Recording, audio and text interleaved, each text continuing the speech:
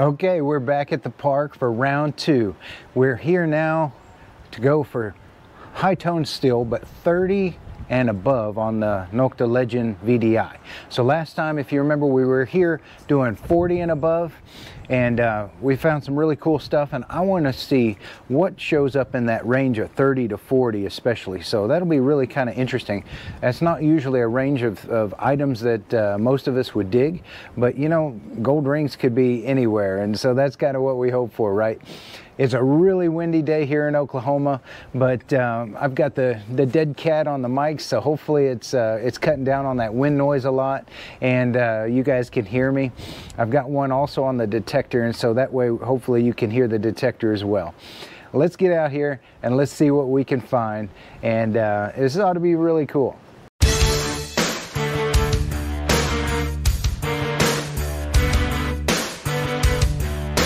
So today we're just looking for 30, repeatable 30 and above signals. There's a lot of trash in here, as you guys are probably hearing it kind of all over the place. But I'm going to go for anything that's 30 and above and repeatable. That's 46, 45, 46, 43, 41. So that seems repeatable enough for me. I know that's in the 40s. I must have missed it last time. I don't think I even hunted over here everywhere anyway. Really kind of a neat old place. There's a stairwell right there made out of concrete and old pipes and things. So got a little bit of age. You know, we're talking probably 1950s or 60s. But hey, for this part of Oklahoma, that's getting up there. And so let's see what this is. This Nokta Accupoint has two different settings, or two different sounds that it can make. It can make a sound for iron, or it can make a sound for something that's non-ferrous. And so I had a signal here among a bunch of trash, and I wanted to show you that as I put my pinpointer down here on the ground. You hear that sound? Hopefully you can hear that. Beep, beep, beep, beep. That's different than the sound it makes here. You hear that? Iron, non-ferrous. Iron, non-ferrous. So which one of those am I going to dig? This one. Really a handy feature of this thing, so I'm liking that. Let's see what we got here.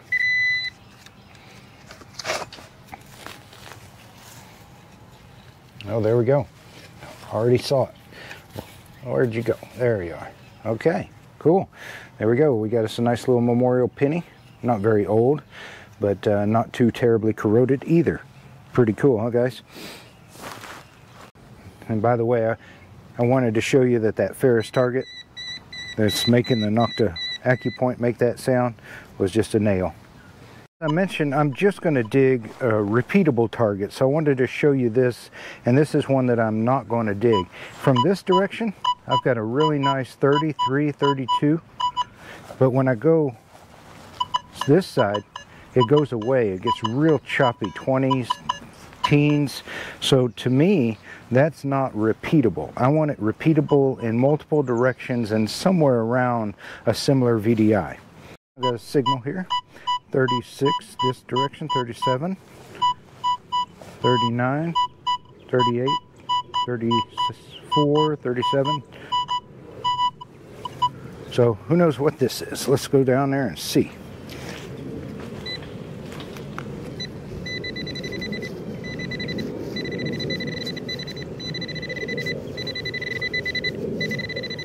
A little bigger than a coin, maybe.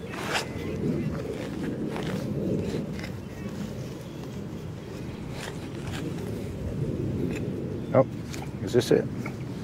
No. It's already out. Oh, there we go. Okay. So we have a squished up bottle top, it looks like. Yep, there it is. Okay, well, it's kind of the range that we normally see things in. That one was kind of aluminum, so it didn't have anything showing up on the ferrous indicator. So that's just kind of the way it goes sometimes. Repeatable 34, 33, 34, and we got us a nice little beaver tail here. So there. That's a, you know, that's not always a bad sign. It kind of gives you an evidence of age. You know, I think they quit using those kind probably in the 80s, early 90s. So could be some old stuff here. A repeatable sort of 33. It was really trashy sounding though. So again, these are not numbers that we normally would dig a whole lot. Okay, there we go. So we got us another another pull tab. But you know what? The guys that dig pull tabs, they're the ones that have all the rings. You know, I think in this mid-range here in the 30s to 40s, when we're looking for these signals and we're trying to go across them in multiple directions, the detectors are telling us something. They may sound different in those different directions. And then also, if we're paying attention to our Ferris scale and things like that, it might be telling us something. So let's see. I've got a signal here. See how clippy that is? Kind of clipping out in that direction. Sounds nice this direction. 38, 39. But if I go over here, it's kind of clipping. And I'm seeing a couple of lines on the Ferris scale. But that doesn't necessarily mean a whole lot because there's so much nail trash and other things around here. But let's see what this thing is. I'll bring you back when I get it out. And it is a bottle top. So again, it was telling us in one direction, hey, this is really good. And then when you go at it from the other direction, it says, no, maybe not so much. So, you know, that's why it takes so long, so many hours and so many digs for us to really learn these detectors. And but they do have a language, and it is telling us something. Repeatable 33, a little piece of foil or aluminum, perfect circle, very, very thin. I don't know what that would have been used for. Maybe again some part of roofing material. But man, that was a nice repeatable 33 one. This is nice. It's subtle. 30, 34, 38, 32. Other direction, 36, 35. Let's see what that is. And it is a small piece of old can slaw. A little heavier gauge than a regular aluminum can, so it could just be some aluminum that's all munched up. But that was that repeating 32 to 38. Repeatable 33, 34 pull tab. Steady. So from this direction, I got a 45, 48, 52. But from this direction, 26, 28. Man, that's a major difference. So let's see what this thing is.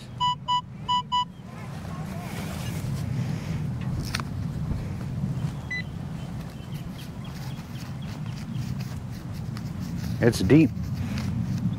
The Accupoint's not picking up on it. So, you know, sometimes those deeper targets, they'll change their VDI when you get them up shallow, get them away from all the junk that they're surrounded by, and we know this has a lot of junk in here.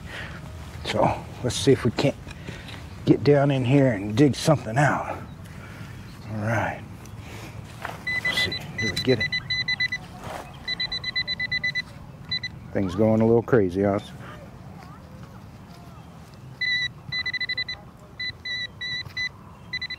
There's a non-ferrous, and then over here there's a ferrous signal. It's a roofing nail, maybe. Got a aluminum washer about that size with a roofing nail stuck in it.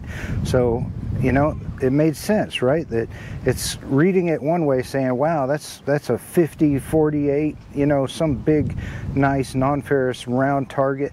And then you read it from a different direction and it's saying, no, there's garbage here.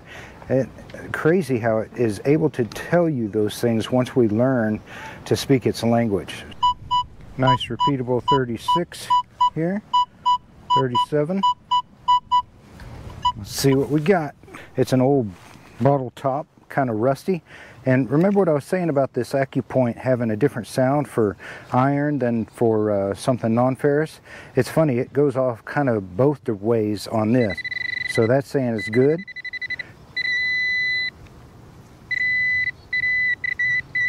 That's saying it's iron. Isn't that crazy? So it's saying that this is iron and it's good, just the same as the Legend machine told us. Okay, so this was a repeatable 38 and it's a zinc penny.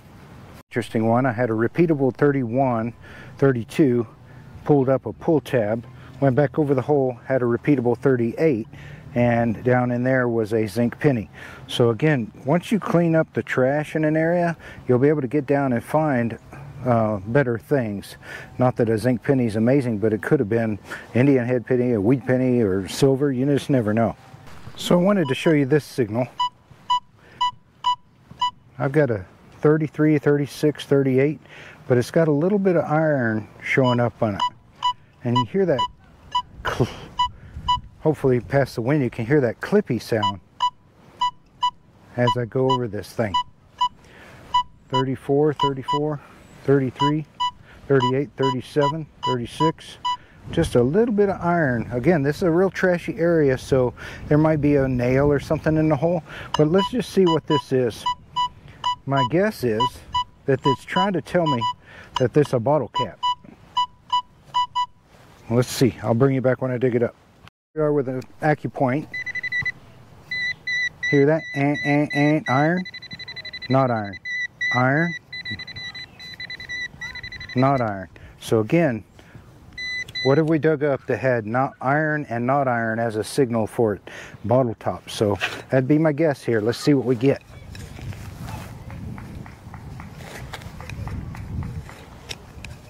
Those rusty bottle tops, they just seem to ring up, and sure enough, that's what we got here. Let's see. Yep, 34. So these rusty bottle tops will fool you all day long. But again, both the detector with its clippy sound and the Accupoint with its different sounds for iron versus non-ferrous targets were both telling us that this might be suspect. You know, I was thinking, I'm seeing a lot of these doggone bottle caps out here, and I know the Legend has a bottle cap discrimination feature. So I want to show you guys how to get to that, and we're going to see if it does get rid of that bottle cap. So that bottle cap rings up really nicely, looking in this 30 to 40 range. If I want to get rid of that, I'm going to go into my settings, go to recovery speed here, and then hit the pinpoint button, and it starts into another menu. This is ground suppression. If I go over, I got iron filter, stability, bottle cap. I'm going to go up to 3 on bottle cap rejection, and then I'm going to go ground stability. I'm going to leave that alone. Iron filter, I'm going to leave that alone, but stability, I'm going to make it very stable at 5. So bottle cap 3, stability 5. Let's get out of here and let's see. Look at that. Yeah, it's still occasionally falsing on that, but for the most part, it's clipping that thing off. So I wouldn't dig it because it's not going to be a repeatable signal now. And let's go about our business here in this really trashy area and see if we continue to dig up a bunch of bottle caps. Okay, so we've got the bottle cap rejection turned on, and I find another signal here, 36, 37, 35, 37, 34, repeatable. Let's go ahead and dig this and see what we got. It is a pull tab that came up, and of course it was way down in that hole. So did a good job of distinguishing or discriminating out the bottle tops, but I don't think there's any way to discriminate out pull tabs, nor do I necessarily want to. So we'll keep digging them. Okay, got another signal here. Nice repeatable 37, 38. Really loud. Maybe it's near the surface. Let's see what we got.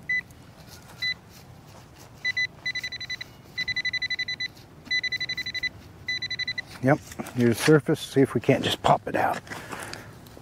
Keep you in focus here.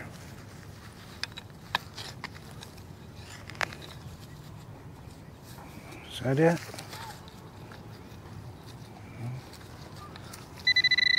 Still in there. A little deeper than I expected.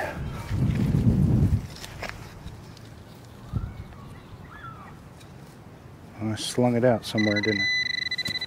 Well, what do we got? Oh my goodness. The bottom of a light bulb. Bottom of a light bulb. 536 pull tab. Kept getting a few high tone signals out of this spot. Dug down and it was a deep bottle top. Another aluminum one, round. Man, the detectors just cannot stop themselves when they see something like that. And why is it always a doggone Pepsi?